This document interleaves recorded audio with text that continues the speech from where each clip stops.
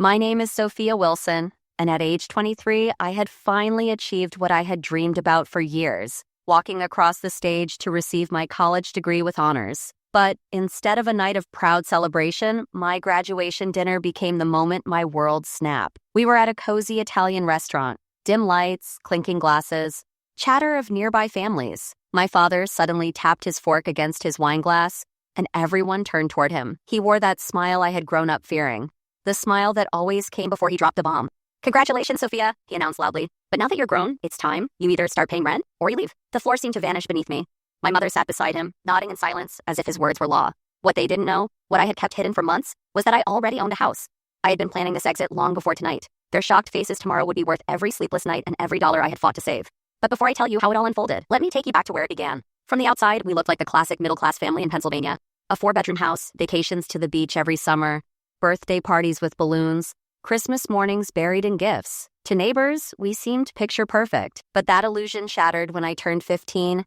One evening, Dad came home, his face tight, holding a folded piece of paper. He had been laid off after 15 loyal years as a systems analyst. "It's just temporary," he told us over dinner.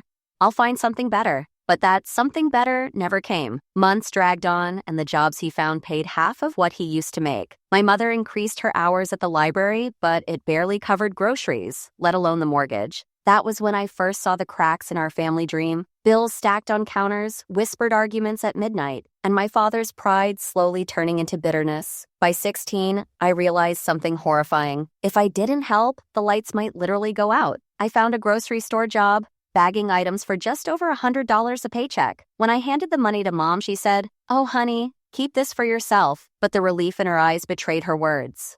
That's how it started. Just a bit to help, but soon it wasn't optional anymore. Dad would glance at bills and ask, "Sophia, can you cover this time? Just until I'm back on my feet." But those words stretched into years, and I became not just his daughter, but the family's secret breadwinner. At first, it felt good, like I was saving us. But bit by bit, I learned a brutal truth. Instead of being a father, he made me the provider. Instead of protecting me, my parents leaned on me. My own blood betrayed me, choosing their comfort over my youth. And hidden beneath it all was a secret addiction that would explain why the money never seemed enough. Some wounds heal, but family betrayal leaves scars forever. I didn't realize it back then, but by the time I was 16, my father wasn't just jobless. He was sinking into something darker. While I handed over my grocery store paycheck, he wasn't hunting for jobs as much as he was taking detours to a casino. That's where my hard work truly went, slipping into the jaws of slot machines and poker tables. Mom, she knew. She later confessed she felt powerless, trapped by his endless promises of, "Just one more try. This time, I'll win back what we lost." But those words were poison. The wins never came, only more losses. And while Dad gambled away stability, Jake, my younger brother, lived in blissful ignorance. 3 years my junior, he got the video games, the new gadgets, the carefree teenage life. When Christmas rolled around, Dad somehow pulled money from nowhere to get him the latest console. Meanwhile, I bought my own worn-out work shoes because I couldn't ask them for even small necessities. "Your brother is still young," Mom would tell me when I questioned the unfairness. "Let him enjoy his childhood." So I let him enjoy it while my own was stolen. By senior year of high school, I was dropping almost $300 a month into keeping our family afloat. Groceries, utility bills, scraps of the mortgage. I worked nights at a diner and rushed shifts at the store. My grades slipped but didn't collapse, holding to a solid B despite my exhaustion. And every night, watching my father's growing dependence on my income, I realized a hard truth. My family didn't see me as a child anymore. They saw me as their solution. College should have been my great escape. I had several acceptance letters, but the full scholarship at our nearby state university felt like a trap disguised as an opportunity. I couldn't leave, not with my family relying on me like a lifeboat. When I told Dad, he looked at me, pride ringing false in his voice. "You always were the responsible one." What he really meant, "You're the one who'll keep paying the bills." Life in college didn't free me, it doubled the burden. Classes in the day, shifts at night, weekends driving home to work. I watched classmates party, travel on breaks, and live the joy of young adulthood. I calculated property taxes and utility bills. I was a college student in name only. In reality, I was still a mother to my parents. Roommate Elaine was the first to call me out. One Sunday night, seeing me stumble in from another diner shift, while she was just beginning her weekend, she said, "This isn't normal, Sophia. College students don't bankroll their families. I brushed it off. They need me. She pressed harder. Then why isn't your brother working? Why did your dad buy a brand new TV when you just sent him money for bills? Why did your mom post vacation photos after you covered the water heater? Her words landed like a blade, sharp, undeniable. That night, under Elaine's insistence, I did something bold. I opened a new savings account, hidden from my family. Just 20% of my paycheck went there automatically. At first, it was tiny, $50 a week, but it was mine. A secret seed of independence. By junior year, my life collided with another blessing. Harriet, a financial advisor from a campus workshop. She listened to my story. Years of bills, jobs, exhaustion, and shook her head. You've been carrying an adult burden at a child's expense.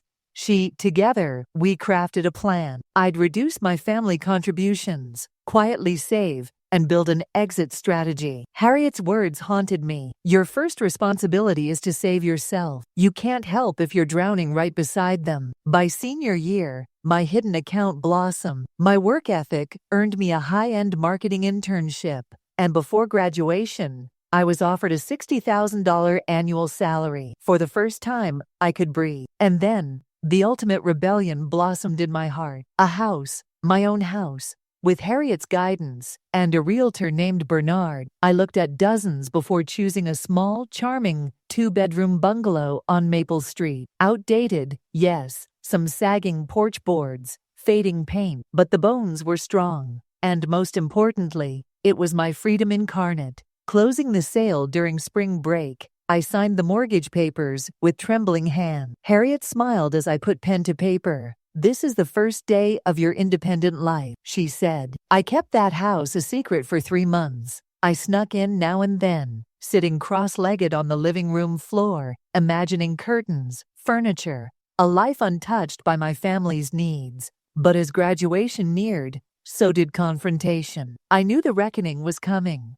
like storm clouds crawling over a horizon, and graduation dinner would become the lightning strike. Karma was circling. Blood had betrayed me, but fate was sharpening its knives. And when betrayal meets truth, someone always pays. Graduation was supposed to be my beginning, but that night, it became a test of blood, betrayal, and independence. The ceremony had ended. My name called, diploma placed in my hand, smiles on the faces of classmates all around me. For one fleeting moment, I felt proud in a way no one could take from me. But that high didn't last long. Afterward, my family met me in the crowd. Mom hugged me fiercely, her warmth real for a change. Dad patted my shoulder as if I were an employee he barely knew. Jake, of course, gave me the quickest hug possible and muttered, "Are we finally eating?" "I'm starving," said, "and it will never stop unless you set the boundary." They led me to Castellano's, one of the nicer restaurants in town. Not the fanciest, but definitely pricier than our usual outings. We were seated, and Dad, always the showman, couldn't wait to let everyone know. "We're celebrating my daughter's graduation today," he told the waiter proudly. The waiter smiled, said the first drink round was on the house, and without a pause, Dad ordered one of the most expensive bottles of wine on the menu. Mom picked an expensive pasta dish. Jake ordered a steak worth nearly $30. I, on the other hand, chose the cheapest plate of chicken parmesan, already calculating in my head who would really cover the bill. Because despite Dad's booming words about treating me, I already knew exactly how this night would end. As we sipped and chewed appetizers, conversation drifted, as if none of my life mattered. Mom asked about which classmates' names were called. Dad asked about speeches given. Jake groaned about sitting in the hot sun for 3 hours. No one asked about my job offers. No one asked what came next. It felt like they were closing my book instead of watching me start a new chapter. And then, the toast? Dad took the glass of fine wine, raised it, and with that same knowing smile said, "To Sophia, you've always been the responsible one. Always put the family first. That's rare these days, when so many young people think only of themselves."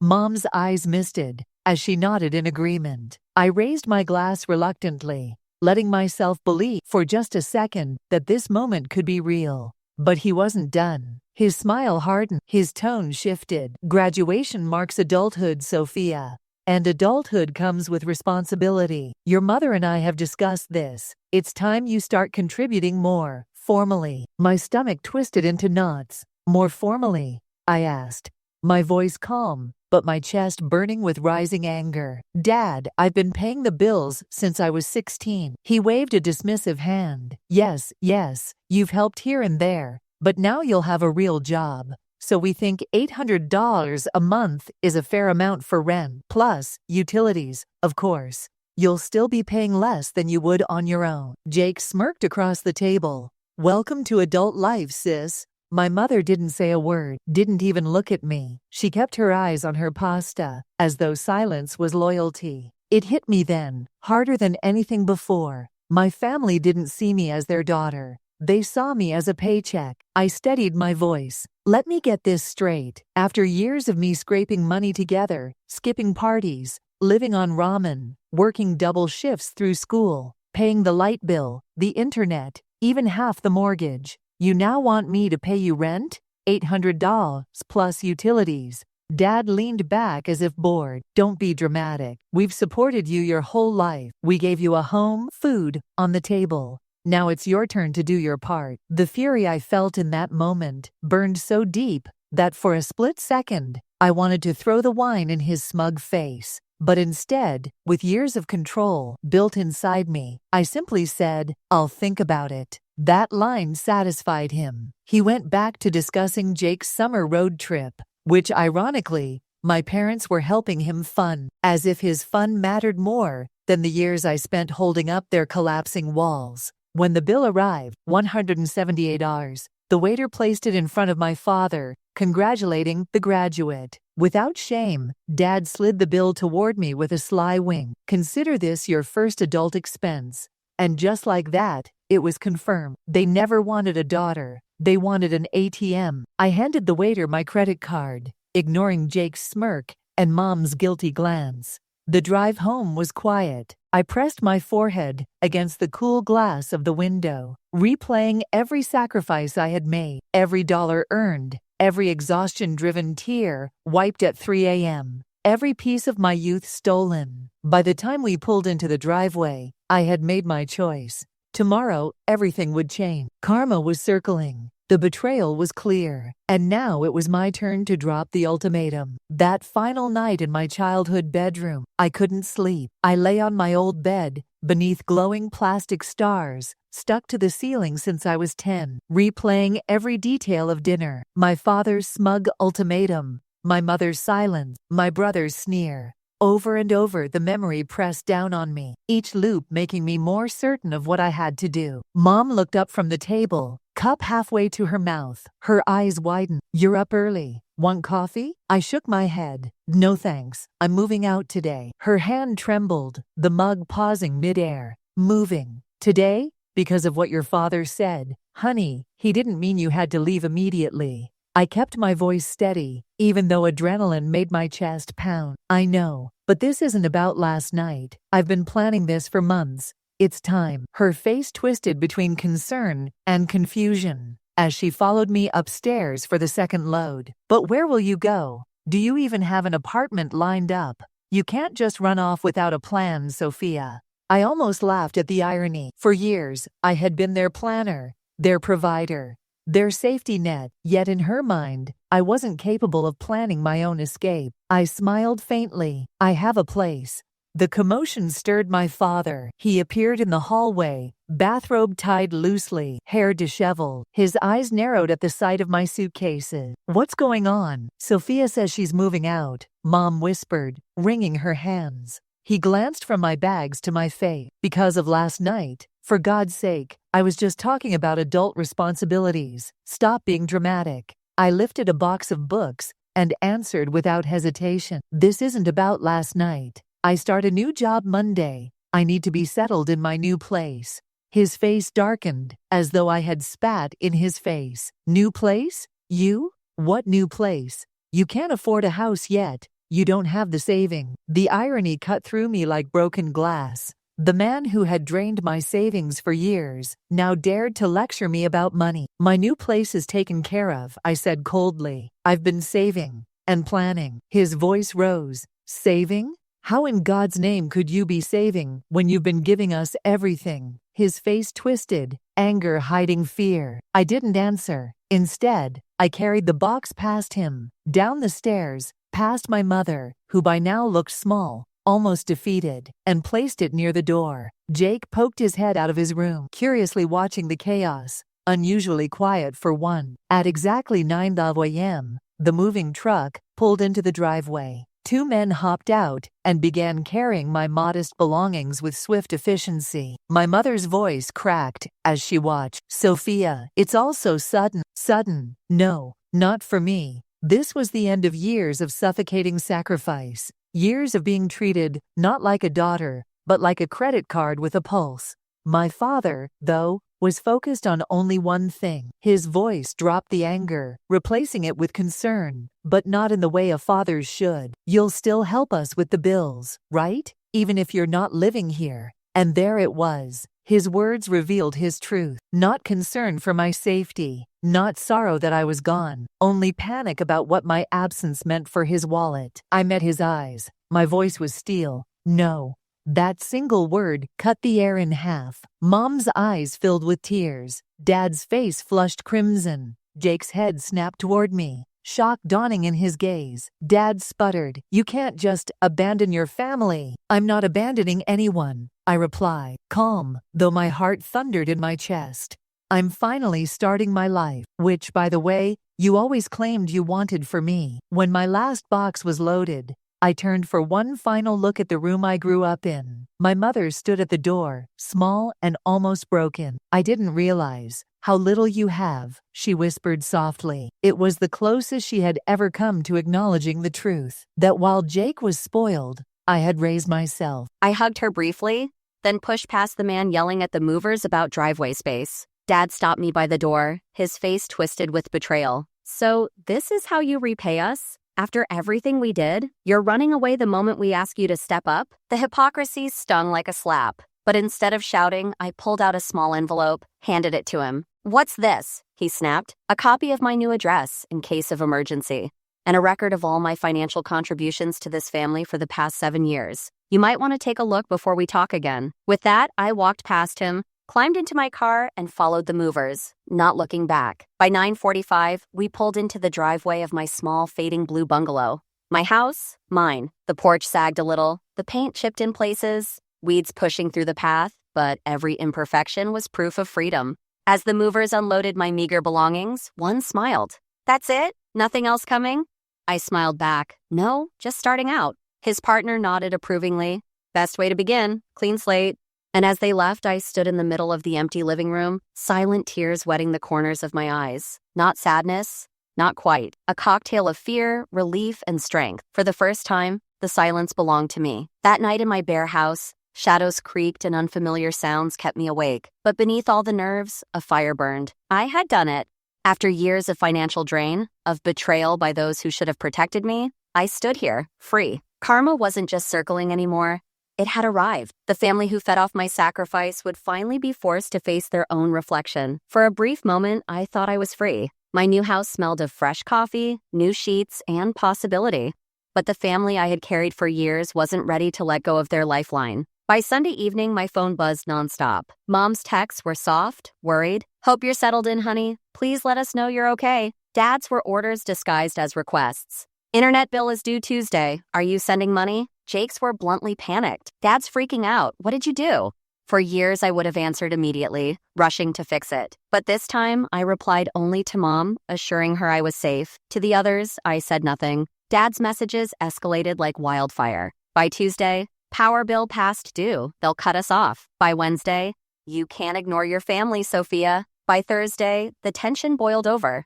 At 7 p.m., my doorbell rang. When I opened it, the sight punched the air from my lungs. There they were. My father, face flushed with rage. My mother, anxious hands twisting in her lap. Jake, restless and uncomfortable. My entire family, standing on my doorstep. "This is where you live now?" Dad barked, glaring past me into the living room. His tone was less curiosity, more accusation. You bought a house? Yes, I answered simply, standing firm in the doorway. Would you like to come in? They filed past me. Dad stormed room to room, inspecting like a detective sniffing for clues. Testing walls, peering at ceilings, opening doors without permission, as if the house couldn't really be mine. Mom perched on the edge of my couch, staring at her folded hands. Jake wandered into the kitchen, opening my fridge like it already belonged to him. Dad whirled on me. His voice was stone. How did you pay for this? Where did the money come from? I met his eyes and said clearly, I saved, I worked, and I qualified for a first-time homebuyer program. He laughed bitterly. Saved? Saved from what? You gave us everything. Every spare penny. Don't lie. Not every penny, I replied sharply. I set aside part of my income for my future. I've been doing it for years. His eyes darkened. So you lied to us. All those times you told us you were broke. You were hiding money from your own family. The words hardly settled before I noticed. Neighbors were outside, pretending not to stare. Mrs. Doris from next door was watering her flowers, gaze flickering uneasily to the brewing storm on my porch. Their presence made me feel both exposed and validated. I stood tall. I never lied. I paid thousands toward the house, the bills, groceries, birthdays, Christmas gifts. I worked myself to exhaustion while you gambled away your paycheck and Mom turned a blind eye. Mom gasped, tears brimming, but Dad's face hardened to stone. I don't gamble, he growled, his voice dangerously low. I leaned forward, my voice steady. Then explain the casinos, the online poker, the loans. Do you really want me to pull up the proof right now? The color drained from his face, but he blustered. Everyone needs a little recreation. That's not gambling. Jake's eyes darted between us, confusion carved into his face. What is she talking about? Mom? Dad? The heavy silence answered for them. For Jake, the boy who had lived oblivious to my sacrifices. The truth came crashing in that moment. That's why we've always been broke, he whispered hoarsely. Even when you both worked, and Sophia was paying bills? Because of casinos? Dad stammered. Your sister exaggerates, and besides, this is none of your business. What matters is she's abandoned us when we need her most. His attempt deflected blame, but this time, I was ready. Slowly, deliberately, I turned my laptop toward them. The spreadsheet glowed across the dining table like a courtroom exhibit. This is a record of every payment, every debt I carried for this family since I was 16, I said, my voice slicing the room. Line after line scrolled under their eyes. Utilities, groceries, mortgages, birthdays, holidays. 7 years of my life quantified. The total sat at the bottom like a gavel. 87,340 Mom gasped, covering her mouth. Dad's jaw went slack. Even Jake's face hardened into anger as he scrolled through. You paid for my graduation party? Jake asked, pointing with trembling hands. Dad told me he'd saved up for it. Yes, I confirmed softly. I paid for a lot of things Dad claimed as his own. Birthday presents, car repairs, holidays. Dad tried one last defense, weak and desperate. I paid you back for some of those. Some? I cut in coldly. A small fraction of what I gave. Look at the numbers yourself. Jake turned on them. His voice cracked with fury. She was just a kid, and you let her pay for everything? You lied to me. For years, you let me believe things were fine while you bled her dry. His voice carried across the street. The watching neighbors stopped pretending not to hear. Dad tried to regain control. The point is, we need help right now. The power is off. The fridge is spoiling. We need money. I slammed the laptop shut with a finality that echoed in the silence. I am willing to help, but not with money. Money hasn't fixed anything. 7 years of sacrifice didn't change you. It only made you dependent. Dad's lip curled. And what do you think you'll do instead? I squared my shoulders. Help you face reality. You get a budget. You face your debts. You get treatment for gambling. Mom stops enabling. Jake contributes, just like I did at his age. Those are the conditions. Otherwise, you're on your own. Dad barked a humorless laugh. You own this little house? No mortgage? That's impossible. Not impossible, I replied, icy calm. Not when you actually save instead of gambling away paychecks. Not when you use discipline, not excuses. The realization sank into his pale face. The reality everyone in that moment saw clearly. I was the adult. He was the child. And for the first time in my life, he had nothing left with which to control me. Karma had come full circle. On my porch, under the gaze of silent neighbors, my family was forced to look at their reflection, and the truth, ugly and undeniable, was staring back. The silence after I laid down my evidence, 7 years, $87,340 line by line, was heavier than any storm. My mother's shaking sobs, my father's red-faced denial, Jake's betrayed stare, all of it confirmed what I had carried alone for so long. Dad broke first. His voice wavered with desperation, trying to claw back control. Numbers don't matter right now. What matters is that the electricity is out, food is spoiling, and we need your help. I shut the laptop with a click, the sound slicing through his plea like a blade. You've had my help for years, and it hasn't changed anything. Throwing money at this black hole doesn't work. Not anymore. His voice snapped sharper. So that's it? You cut us off and sit in this pretty little house while we're left to drown? My voice turned to steel. No, I'm offering you real help, but not financial. You get a budget, you get treatment, you cut out the gambling. Mom stops covering for you, and Jake gets a job. That's the deal. His face twisted. Gambling? You make it sound like I'm a criminal. I don't have a problem. I can stop anytime I want. Then why didn't you? I shot back, my anger finally breaking through. How many times did you say it was the last time? How many bills went unpaid while you sat in front of a slot machine? The room pulsed with silence. For once, Dad had no answer. Mom finally raised her head, tears streaking her face. Her voice quivered as she whispered, I knew. I thought I was protecting everyone by pretending it wasn't happening. She turned to me, broken, but really, I was protecting him, and letting you carry the weight meant for both of us. It was the first time she'd ever admitted it out loud. A small crack in the armor of her complicity. Jake's hands trembled as he scrolled through my spreadsheet again. His voice shook with shock and fury. You paid for my graduation party, Christmas, even my car repairs? Yes, I said steady. The betrayal hit him like a punch. He spun toward our parents, eyes blazing. She was 16. She was still a kid, and you let her pay for everything. Dad tried to bark back, but his voice caught in his throat. His control, his authority, peeling away in real time. I leaned forward, finishing the truth like a prosecutor delivering a verdict. And don't think I don't know about the second mortgage you took out last year without telling Mom. You lied to her just like you lied to all of us. Mom gasped, color draining from her face. Second mortgage? You told me it was a small loan, Robert. For the first time that night, Dad didn't have a sharp retort. His shoulders sagged, his pride collapsed in silence. Jake's fists clenched, his voice cracked. You've dragged us all down because you couldn't admit you had a problem, and you made Sophia bear it all. The room shifted. The old hierarchy, father as unquestioned authority, mother as silent support, son as sheltered golden child, daughter as the mule, shattered right there in my living room. I rose, letting the weight of years turn into clarity. This is your last chance. Option 1. You each step up. Dad, you get help for your addiction. Mom, you stop being an enabler. Jake, you contribute just as I did at your age. Or I let the silence hang.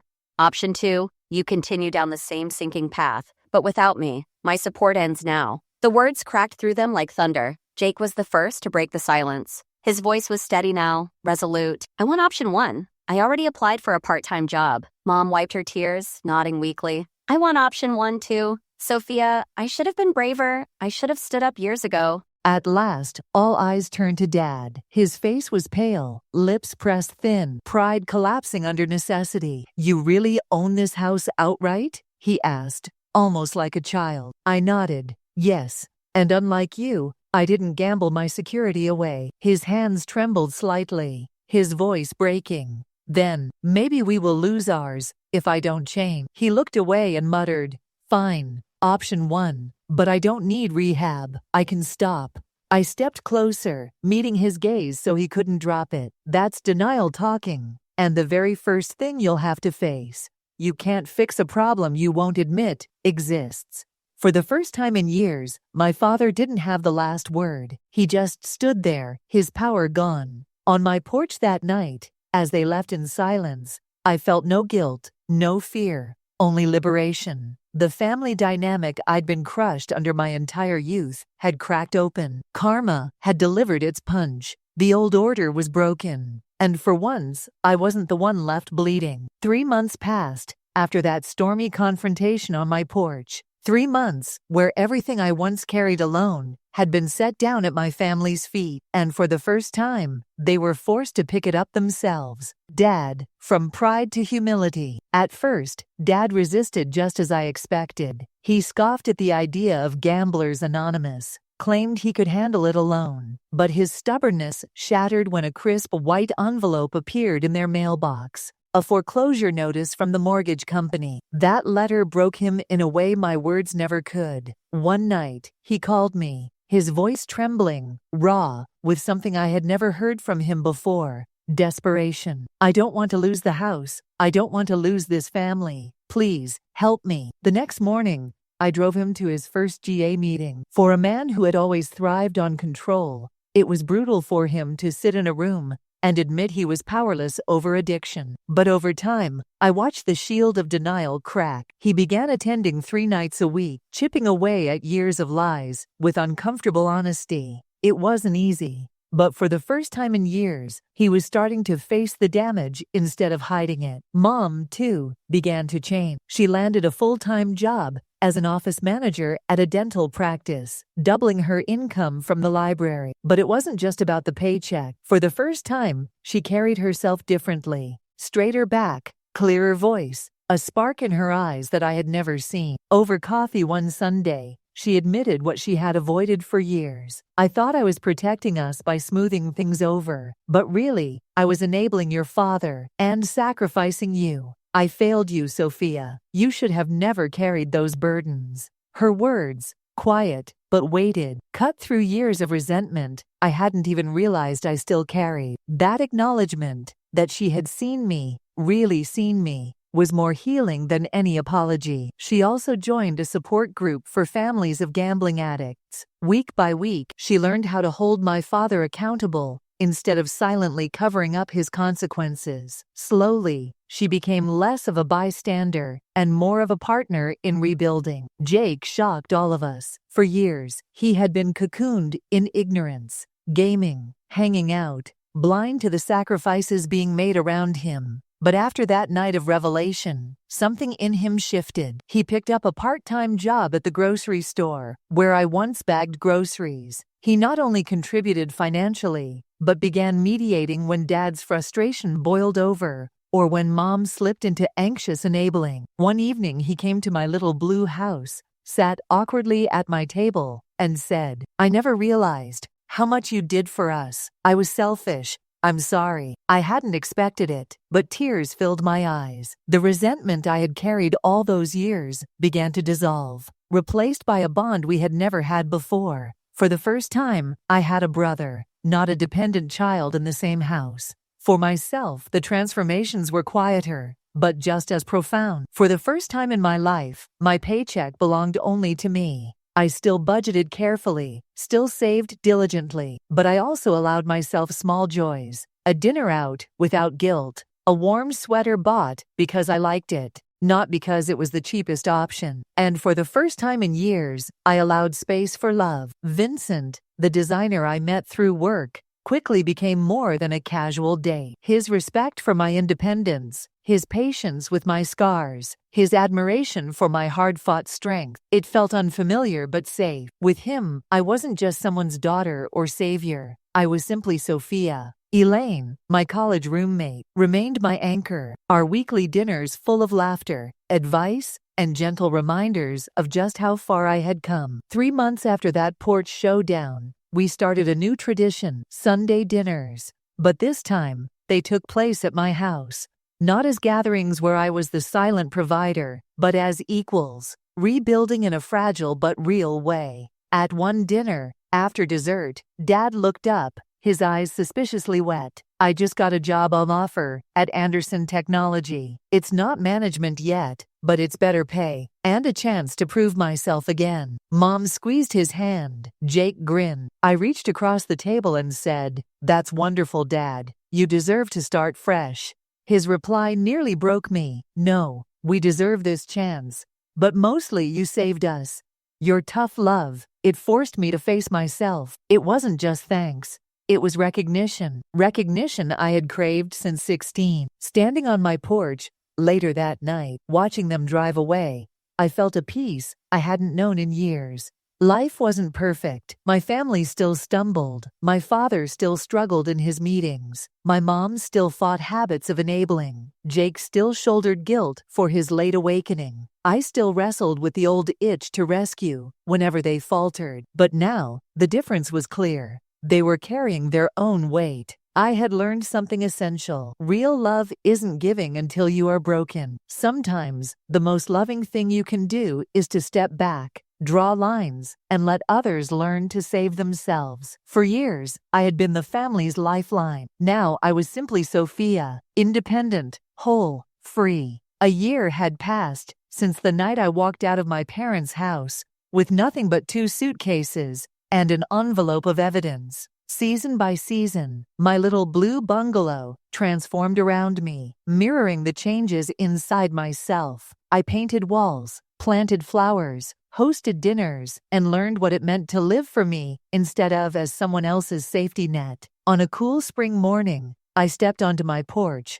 coffee in hand. The air carried a hint of warmth, enough to signal that winter was truly gone. As I looked toward the garden Doris had told me about months before, my breath caught in my throat. Tulips and daffodils had broken through the soil, their delicate petals stretching toward the sun. Yellow, scarlet, and cream danced in the light. Flowers planted by hands I had never known, blooming a full season after my own new life had begun. I crouched near them, touching the fragile stems, feeling a strange sense of kinship. Someone else once lived here, once cared enough to lay the bulbs, never knowing that years later, a young woman would stand in this same garden, trying to heal from her own battles.